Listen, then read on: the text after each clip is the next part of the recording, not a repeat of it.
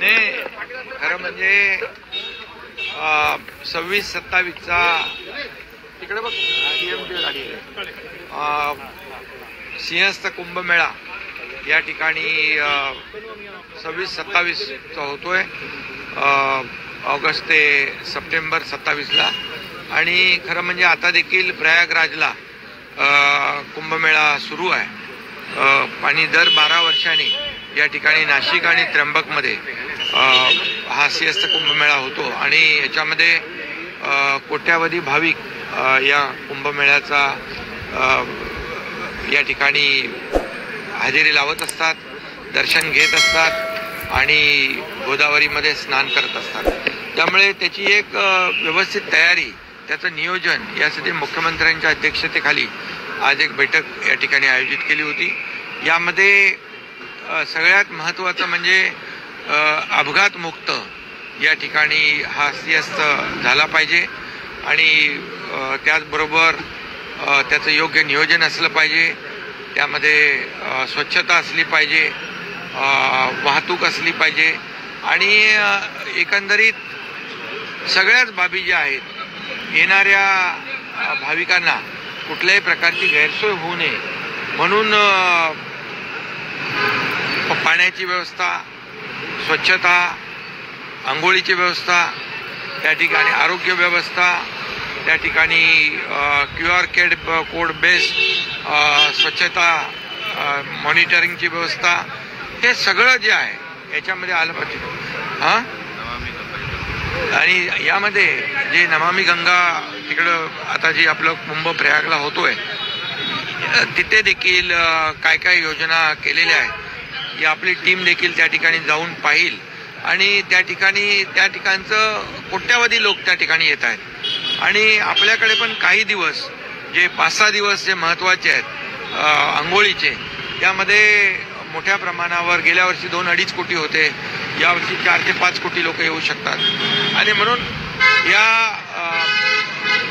प्रयागराजला जो कुंभ झाला आहे होतोय त्यामध्ये देखील काय नियोजन केलेलं आहे, तिथं कशी व्यवस्था केलेली आहे, हे सगळं माहिती तर आपण घेतली आहे, पण प्रत्यक्ष देखील आपली टीम त्या ठिकाणी जाऊन पाहणी करेल आणि तिथे व्यवस्थित आंघोळीची, राहण्याची व्यवस्था सगळी जी काही आहे ती झाली पाहिजे. आणि कुठंही गर्दीमुळे भाविकांची गैरसोय होऊ नये, चेंगराचेंगरी होऊ नये, कुठेही अपघात होऊ नये, जीवितहानी होऊ नये, यासाठी संपूर्णपणे काय व्यवस्था झाली पाहिजे. चांगले रस्ते आपण दिले पाहिजे, कनेक्टिव्हिटी दिली पाहिजे, पायाभूत सुविधा दिल्या पाहिजे, आरोग्य सुविधा दिल्या पाहिजे.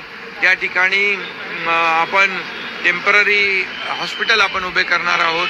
त्याचबरोबर ICU सारखे त्या ठिकाणी व्यवस्था करणार. आणि पाण्याचं जे प्रदूषण आहे STP, त्या ठिकाणी जे पाणी गोदावरीमध्ये जातं त्या ठिकाणी STP ची व्यवस्था झाली पाहिजे. यावर दूषित पाणी राहता कामा नये, स्वच्छ पाणी चा आंघोळीला लोकांना मिळालं पाहिजे. आणि त्यामध्ये संपूर्णपणे QR कोड बेस्ड टेक्नॉलॉजी वापरत असताना मोबाईल टॉयलेटची स्वच्छता, जसं त्याच्यावर अगदी बारीक सारीक देखील चर्चा झाली की 10 मोबाईल टॉयलेटच्या मागे 1 स्वच्छता कर्मचारी, 10 स्वच्छता कर्मचाऱ्यांच्या मागे 1 सुपरवायझर, असं QR कोड बेस्ड मॉनिटरिंग देखील होईल.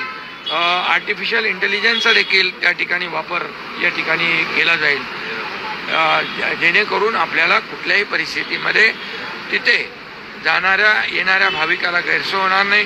त्याचबरोबर एखाद्या भाविकाला तिकडे वैद्यकीय उपचाराची आवश्यकता असेल तर तिथे वैद्यकीय उपचार आहेतच, परंतु एखाद्याला एअर ॲम्ब्युलन्सने दुसरीकडे न्यायचं असेल तर एअर ॲम्ब्युलन्ससाठी देखील अनेक ठिकाणी हेलिपॅडची व्यवस्था केली जाईल, जेणेकरून कुणाचाही जीव धोक्यात येणार नाही.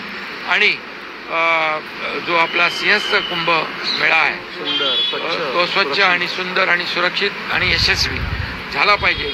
यासाठी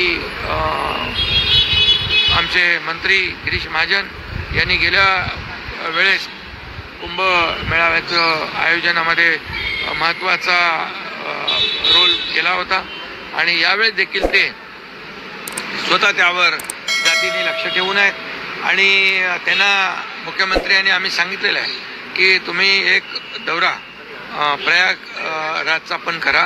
आपली सगळी जी टीम आहे, हे नियोजनामधली टीम आहे, ती घेऊन, कारण तिथे तर ऑलरेडी आता काम सुरू आहे.